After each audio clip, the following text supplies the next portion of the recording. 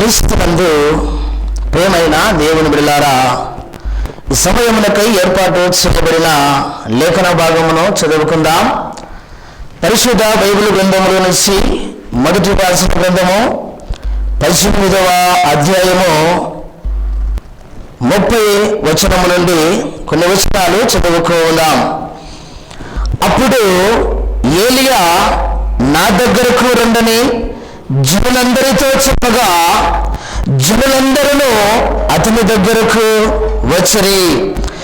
అతడు క్రింద పడద్రోయబడి ఉన్న యెహోవా బలిపీఠమును బాగు చేసి యెహోవాకు ప్రత్యక్షమై నీ నామము ఇజ్రాయేలుగునని వాగ్దానమునందున యాకోబు సంతతి గోత్రముల లెక్క చొప్పున 12 రాళ్లను తీసుకొని ప్రార్థన చేసుకుందాం. ప్రియులారా, మహాపరిశుద్ధుడా, జీవము కలిగిన మా తండ్రి, నీ ఘనమైన శ్రేష్టమైన నామమును బట్టి నీకు వందనములు దేవా, నీకు స్తోత్రములు తెలియజేయించి ఉన్నాం.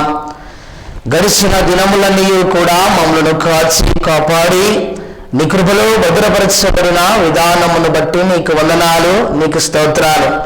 ఈ సమయంలో నాయన నీ దాసుడైనటువంటి నేను ఇదిగో తండ్రి, నీ యొక్క మాటలను చెప్పడానికి ఏ రీతిగా నిలవబడి ఉండగా నీ యొక్క ఆత్మ సహాయము తండ్రి నాకు దయచేసి మాట్లాడేటువంటి ప్రతి ఒక్క మాట పరిశుద్ధాత్మ చేత మాట్లాడటకు సహాయమును అనుగ్రహించమని చేరవచ్చిన నాయన వీళ్ళందరూ కూడా నీ యొక్క మాటలు వినడానికి కావలసినటువంటి ఆత్మీయతను వారి యొక్క హృదయాల్లో మీరు కలుగజేయమని, ఈ యొక్క మాటలు విని అందరూ కూడా రక్షణ పొంది దేవుని వైపు నడవాలనేటువంటి ఉద్దేశము కలిగి ఎవరైతే అనుకుంటున్నారో వారందరూ కూడా నాయన నీలో ఫలించేటువంటి భాగ్యమును అనుగ్రహించమని యేసు నామములో అడిగి వేడుకొనుచున్నాము తండ్రి, ఆమేన్.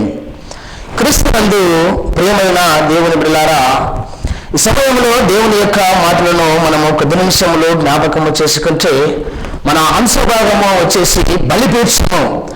ఈ బలిపీఠము అనేటువంటి ఆ అంశములో కొన్ని మాటలను మనము తెలుసుకుందాం. మొట్టమొదటిగా బాగు చేయడము, రెండవదిగా కట్టుకోవడము, మూడవదిగా ప్రార్థన చేయడము. ఈ 3 విషయాలను జ్ఞాపకము చేసి ప్రియులారా యొక్క దేవుని యొక్క వాక్యాన్ని నేను ముగించడానికి సిద్ధపడుతూ ఉన్నాను. గమనించండి, ఈ మాటలు మొదటి రాజుల గ్రంథము 18వ అధ్యాయము 30 నుంచి 39 వరకు ఈ లేఖన భాగాన్ని చదివినట్లయితే ప్రియులారా, దేవుడు ఏలియా పట్ల చేసినటువంటి మేలులను ఏ రీతిగా తెలియజేస్తూ ఉన్నాడు. అందుకనే గమనించండి, మొట్టమొదటిగా ఈ మాటను మనం ఒకసారి జ్ఞాపకము చేసుకున్నట్లయితే బలిపీఠము అనేటువంటి అంశము. ఈ బలిపీఠము అనగా ప్రియులారా, అన్నాడు పాత నిబంధన కాలములో బలులు అర్పించే స్థలాన్ని బలిపీఠము అని అంటారు. ఈ బలిపీఠములో దేవుడు ఏర్పాటు చేయబడినటువంటి మానవులు అందరూ కూడా పాపము చేసినటువంటి మానవుడు ఆ పాపమును ఏ విధముగా పరిహరించుకోవాలి అని చేసినటువంటి పాపమును యాజకుని యొక్క చెవిలో చెప్పగా యాజకుడు ఏమని చెబుతూ ఉన్నాడంటే, పాపము చేసినటువంటి వ్యక్తి చేత నీవు ఫలానా పాపము చేసి ఉన్నావు, ఆ పాపము పరిహరించబడాలి అని అంటే నీవు ఫలానా ఎద్దును గాని ఇదిగో పావురమును గాని బలి అర్పించే సిద్ధుడవు కమ్ము అని సెలవిస్తూ ఉన్నాడు. కాబట్టి బలి అర్పించే స్థలాన్ని బలిపీఠము అని అంటారండి. ప్రియమైనటువంటి దేవుని బిడ్డలారా, అందుకే ఇక్కడ వ్రాయబడినటువంటి సంగతులను మనము జ్ఞాపకం చేసుకుని ఉన్నాం. ముఖ్యముగా ప్రియమైనటువంటి దేవుని బిడ్డలారా, టీవీలో ప్రసంగించాలన్నటువంటి ఉద్దేశ్యము కలిగి ఈనాడు అనేకమైనటువంటి టీవీలో దేవుని యొక్క వాక్యము వస్తూ ఉన్నది.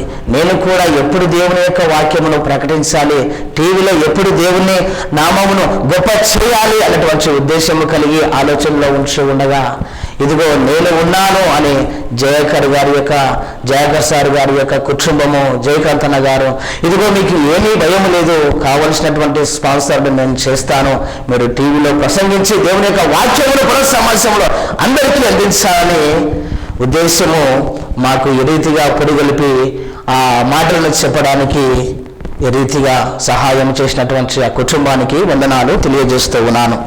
ప్రియమైనటువంటి దేవుని బిడ్డలారా, ఇక్కడ కొన్ని మాటలను మనము జ్ఞాపకము చేసుకుంటే, ఏలియా రాసిన మొదటి గ్రంథము 18వ అధ్యాయము 30వ వచనం చదివితే, అప్పుడు ఏలియా నా దగ్గరకు రండి జనులందరితో చెప్పగా, ఏలియా ఆ జనులందరితో చెబుతూ ఉన్నాడట. ఏమని చెప్పాడు? మీరందరూ కూడా నా దగ్గరకు రండి అని చెబుతూ ఉన్నాడు. ఎందుకంటే ప్రియులారా, ఇక్కడ బయలు ప్రవక్తలు కొంతమంది ఉన్నారు. ఏలియా నిజమైనటువంటి దేవుణ్ణి ఆరాధించేటువంటి వాడు కాబట్టి బయలు ప్రవక్తలు 450 మంది ఉన్నారు.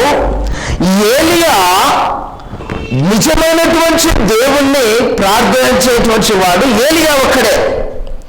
అప్పుడు ఏలియా బయలు ప్రవక్తల అందరినీ కూడా పిలిచి ఏమంటున్నాడంటే, మీ దేవుడు నిజమైనటువంటి దేవుడు అయితే ఇదిగో ఒక బలి పశువును తీసుకొని ఆ బలి పశువును తులకలుగా చేసి మీరు ఆ బలి పశువు ఆ తులకలను అదే రీతిగా బలిపీఠము మీద పేర్చినటువంటి కట్టెల మీద ఆ యొక్క బలి పశువు వధించినటువంటి బలి పశువు యొక్క మాంసమును అక్కడ వేసి మీరు ప్రార్థన చేయండి. మీ దేవుడు నిజమైన దేవుడు అయితే మీరు ప్రార్థించిన వెంటనే మీరు నిప్పు రాజేయకుండా ఆకాశం నుండి అగ్ని వచ్చి ఆ యొక్క బలిపీఠం మీద పేర్చబడినటువంటి కట్టెను తరువాత మాంసము అంతయు కూడా దహించుకొని పోవాలని సెలవిచ్చారు. అయితే మొట్టమొదటిగా 450 మంది బయలు ప్రవక్తలు బయాలా దేవతను కొలిచేటువంటి వారు. అందుకే ఏలియా ఏమని చెబుతున్నాడంటే, మీరు ఎక్కువ మంది ఉన్నారు కనుక మీరు మొట్టమొదటిగా మీ దేవుణ్ణి ప్రార్థన చేయండి అని చెప్పారు. ప్రార్థన చేయమని చెబితే అప్పుడు 450 మంది బయలు ప్రవక్తలందరూ కూడా ఏమి చేశారు అని అంటే, ఇదిగో బలిపశువును వధించినటువంటి ఆ యొక్క బలి పశువు ఏర్పాటు చేయబడినటువంటి ఆ యొక్క మాంసమును బలిపీఠం మీద పేర్చి వారు ప్రార్థన చేస్తున్నారంట. ఓ బయాలా దేవత, ఇదిగోరా దిగిరా, ఇదిగో వచ్చి ఈ యొక్క బలిపీఠాన్ని ఆ తర్వాత కట్టెలను ఎద్దు యొక్క మాంసమును దహించు అని ప్రార్థన చేశారంట. ఉదయం మొదలుకొని ప్రియులారా మధ్యాహ్న కాలము వరకు వాళ్ళు ప్రార్థన చేశారు. ప్రార్థన చేస్తే వారి యొక్క దేవుడు వినలేదు. తర్వాత మధ్యాహ్నం నుంచి మరలా సాయంకాలం వరకు మరలా మీరు మీ దేవుడు ఏలి అంటున్నాడు, మీ దేవుడు ఒకవేళ ప్రయాణం చేస్తున్నాడేమో, మీ దేవుడు ఒకవేళ నిద్రపోతున్నాడేమో, ఇంకా మీరు గట్టిగా అరవండి అని అంటే వారు అరుస్తూ ఉన్నారంట. ఏమని అరుస్తున్నారంట? ఓ బయాలా దేవత, ఇదిగో దిగిరా అని తమ యొక్క శరీరమును గాయపరుచుకుంటూ దేవుణ్ణి పిలుస్తూ ఉన్నారంట. చివరకు దేవుడు, వారి యొక్క బయాల దేవుడు రాలేదు. అయితే సాయంకాలం అప్పుడు ఏలియా లేచి, మీకిచ్చినటువంటి సమయము అయిపోయింది, మీకిచ్చినటువంటి సమయము అయిపోయిన తర్వాత ఇక నా సమయము, నేను నా దేవుణ్ణి పిలుస్తాను అని ఏలియా ఏ రీతిగా చెబుతున్నటువంటి సందర్భంలో ఇప్పుడు మాట్లాడుతూ ఉన్నాడు. అందుకు అప్పుడు మొదటి రాసిన గ్రంథము 18వ అధ్యాయము 30వ వచనం, అప్పుడు ఏలియా నా దగ్గరకు రండి జనులందరితో చెప్పగా, అప్పుడు ఏలియా ఇక మీ దేవుడు రాలేదు కనుక ఇప్పుడు మీ సమయం అయిపోయింది, మీ సమయం అయిపోయిన తర్వాత ఇక నా సమయం వచ్చింది, నా సమయము నేను సద్వినియోగం చేసుకుంటానని ఆ జనులందరినీ కూడా తీసుకుని మీరందరూ కూడా నా దగ్గరకు రండని ఆ సందర్భంలో మాట్లాడుతున్నటువంటి మాటలు. అప్పుడు ఏలియా నా దగ్గరకు రండని జనులందరితో చెప్పగా జనులందరూ అతని దగ్గరకు వచ్చింది. అతడు కింద పడద్రోయబడి ఉన్న యెహోవా బలిపీఠమును బాగు చేసి, ప్రేమైనటువంటి దేవుని బిడ్డలారా ఇక్కడ ఏం చేస్తున్నాడంటే, పడద్రోయబడి ఉన్నటువంటి బలిపీఠాన్ని బాగు చేయడానికి ఏలియా నడుము బిగించాడంట. పడిపోయిన పడిపోయినటువంటి బలిపీఠాన్ని బాగు చేయడానికి ఏలియా ముందుకు వస్తూ ఉన్నాడు. ఎందుకంటే ఏలియా నిజమైనటువంటి దేవుణ్ణి ఆరాధించేటువంటి వాడు, నిజమైనటువంటి దేవుణ్ణి ఆరాధించేటువంటి వాడు ఏలియా. కనుక ఆ ఏలియా ఏం చేస్తున్నాడంటే ఆ యొక్క పడిపోయినటువంటి బలిపీఠాన్ని బాగు చేస్తూ ఉన్నాడంట. ఎందుకండి? బలిపీఠము పడిపోయిందంట. బలిపీఠము పడిపోయింది. దేవుని యొక్క ప్రజల మధ్యన బలిపీఠము పడిపోయిందంట. ఎందుకంటే ప్రియులారా, బలిపీఠము పడిపోవడానికి కొన్ని నిబంధన అర్హతలు ఉంచాయా? కాదండి.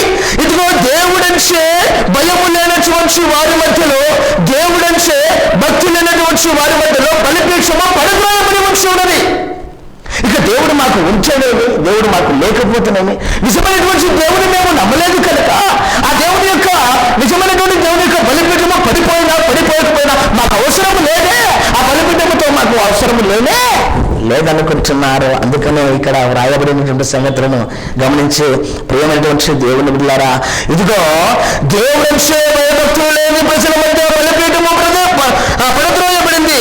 నిజమైన దేవుణ్ణి తెలుసుకున్న ఏలియా బలిపీఠాన్ని బాగు చేయడానికి ముందుకు వస్తూ ఉన్నాడు.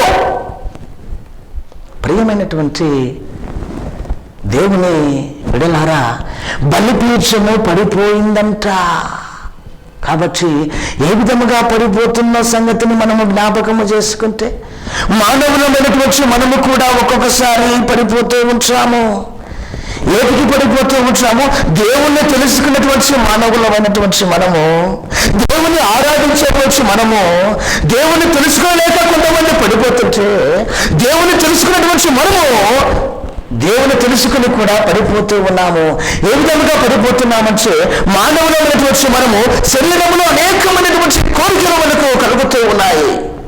ఆ కోరికలను ఏ విధంగా తీర్చుకోవాలని మానవుడు ఇష్టానుసారముగా ముందుకు సాగిపోతూ ఉన్నాడు. అందుకనే ప్రియమైనటువంటి దేవుని బిడ్డలారా, ఆదికాండము గమనించండి, 3వ అధ్యాయము 6వ వచనాన్ని ఒకసారి మనము జ్ఞాపకము చేసుకుంటే, అక్కడ మన పితరులైనటువంటి అవ్వ ఏం చేస్తున్నారంటే జ్ఞాపకము చేసుకుందాం.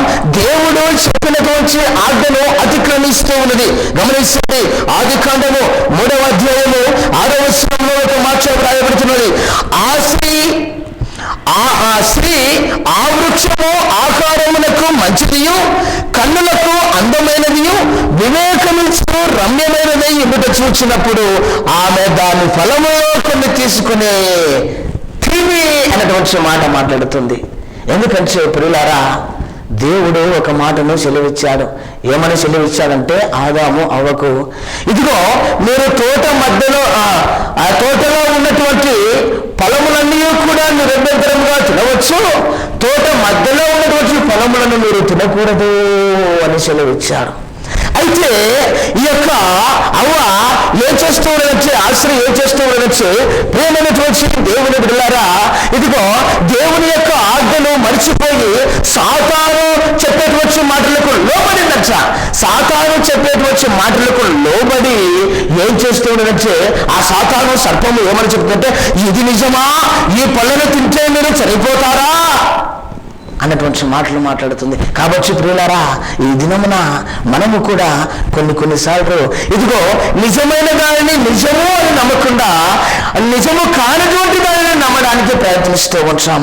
అందుకే వెంటనే ఇది నిజమా అని ఆ స్త్రీతో సర్పము అయినప్పుడు వెంటనే ఆ స్త్రీ ఏం చేసినట్టే ఆ పళ్ళ వైపు చూసినట్లే ఈ విధముగా ఆ పళ్ళ వైపు ఒకసారి, ఆ పండు వైపు ఒకసారి చూసిన వెంటనే చూపుకు రమ్యముగా కనబడిందంట. ఎప్పుడైతే చూపుకు రమ్యముగా కనబడుతూ ఉన్నదో, చూపుకు అందముగా ఏదైతే కనబడుతూ ఉన్నదో, చూపుకు ఏదైతే అనుకూలమైనదిగా కనబడుతూ ఉన్నదో, ఆ దాన్ని చూసిన వెంటనే మానవుని యొక్క నరుని యొక్క మనసులో ఒక కోరిక పడుతూ ఉన్నట్ట అండి. ఆ కోరిక చొప్పున ఏం చేస్తూ ఉన్నట్టే తినాలని కోరిక, ఏదైతే అందంగా కనిపించేటటువంటి దానిని తన యొక్క శరీరంలో ఉన్నటువంటి కోరిక చొప్పున ఆ కోరికని ఏ విధంగా తీర్చుకోవాలని మానవుడు పడిపోతున్నాడు. ఇది మంచిదా, ఇదిగో ఇది చెడ్డదా అన్నటువంటి అవసరతనే కోల్పోతున్నాడు నేటి మానవుడు.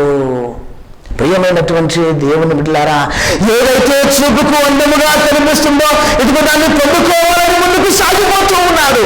ఇదిగో ఏదైతే అందముగా కనిపిస్తూ ఉన్నదో దాన్ని పొందుకోవాలని, శరీర కోరికలు తీర్చుకోవాలని, ఇదిగో నేను మంచి పని చేస్తున్నానా, ఇదిగో నేను చెడ్డ మార్గంలో నడుస్తూ ఉన్నానా, నేను దేవుడికి భయము కలిగి జీవిస్తున్నానా, ఇదిగో నేను దేవుణ్ణి ఆరాధించేటువంటి వాడిని కనుక ఈ పని చేస్తే మంచిదా, ఈ పని చేస్తే చెడ్డదా అని ఆలోచన చేయకుండా ఈ పని చేస్తే నేను 10 మందిలో అల్లరి పాలు అవుతానా అనేటువంటి సంగతిని మరిచిపోయి మానవుడు కోరికను తీర్చుకోవడానికి ఇష్టానుసారమైనటువంటి మార్గం ఎంచుకొని పడిపోతున్నాడు శరీరానుసారముగా.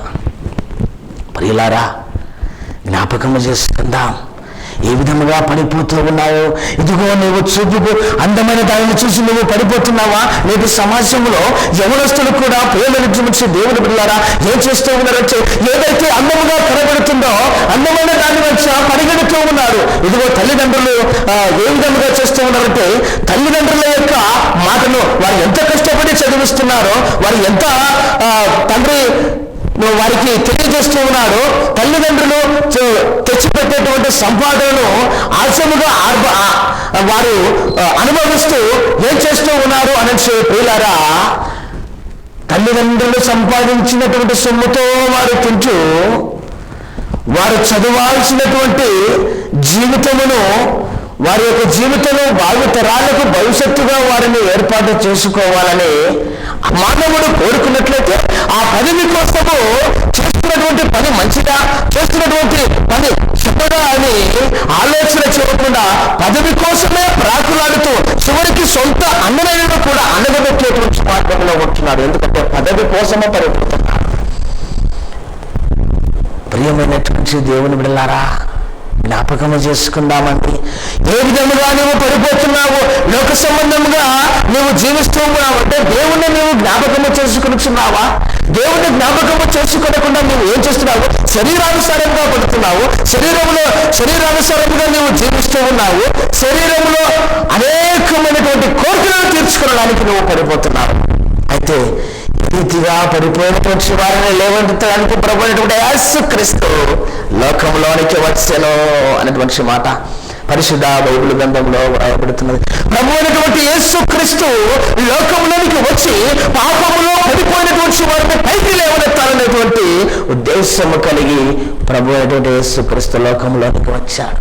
కాబట్టి నీ పాపము నా పాపము పోవాలంటే ప్రభు అయినటువంటి యేసుక్రీస్తునందు విశ్వాసం ఉంచాలి. అందుకే ఇక్కడ ఏమొచ్చాడంటే ఏలియా పడిపోయినటువంటి బలిపీఠాన్ని బాగు చేయడానికి, ఇదిగో మానవులమైనటువంటి మనల్ని బాగు చేయడానికి ప్రభు అయినటువంటి యేసుక్రీస్తు లోకంలోనికి వచ్చాడు. కాబట్టి ప్రియమైనటువంటి దేవుని ద్వారా ఈ దినములో బాగు చేయడానికి ప్రభు అయినటువంటి యేసుక్రీస్తు వచ్చాడు. కాబట్టి ఈ దినములో మనము బాగుపడుతున్నామా, ఏ విషయంలో పడిపోతున్నామా ఒకసారి మన యొక్క జీవితాన్ని జ్ఞాపకము చేసుకుందాం. ఇది శరీరానుసారముగా పడిపోతున్నామా, చూపుకు అందమైన దానిని చూసి పడిపోతున్నామా? ఆనాడు అవ్వ చూపుకు రమ్యమైనదియో అని తినడానికి మంచి ఫలములు అని అవ్వ పాపంలో పడిపోయి లోకంలోనికి మరణం తెచ్చింది.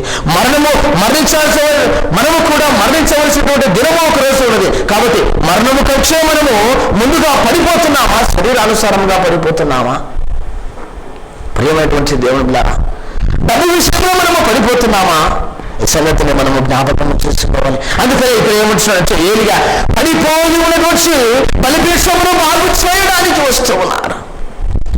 ఎందుకంటే నిజమైనటువంటి దేవుని యొక్క బలిపీఠము, నిజమైనటువంటి దేవుని ఆరాధించేటువంటి ఆ యొక్క బలిపీఠము ప్రజల మధ్య పడిపోయిందంటే దేవుని నిర్లక్ష్యము చేసినట్లుగానే ఉంటుంది.